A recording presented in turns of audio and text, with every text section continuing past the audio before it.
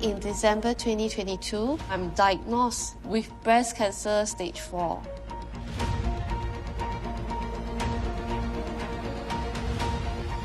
So with this technology, if I'm not around, my children, they're still able to remember me. You'll be having an interview with a regular camera. You're going to sit for probably 6 hours and answer, more than 100 questions. Through the technology of AI, you're going to see Alison speaking to you.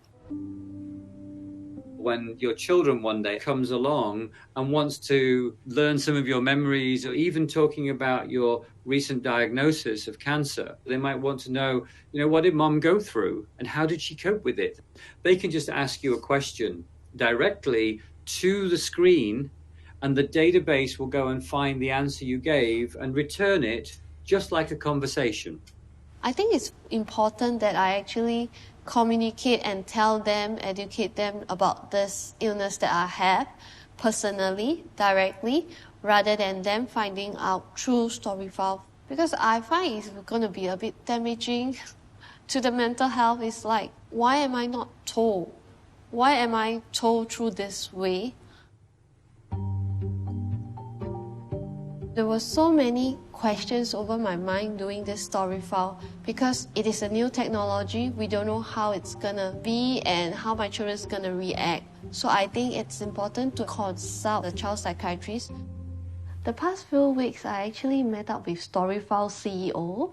Yeah, we actually talked about how I can preserve my memories for my children.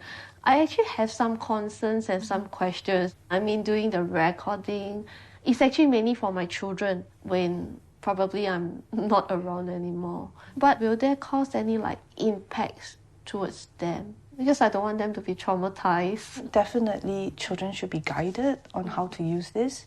So I wouldn't just leave it to them and say, okay, here you have free access to this.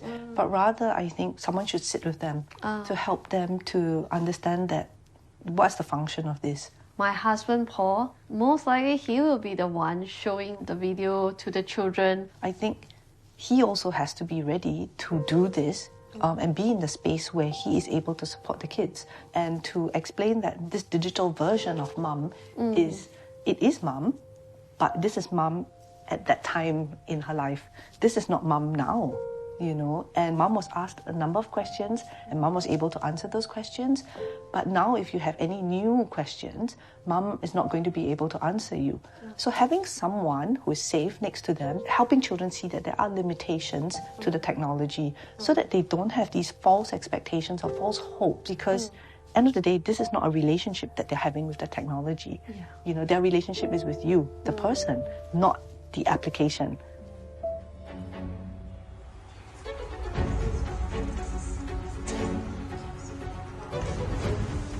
So Stephen, I'm actually going to do my interview for Storyfile later.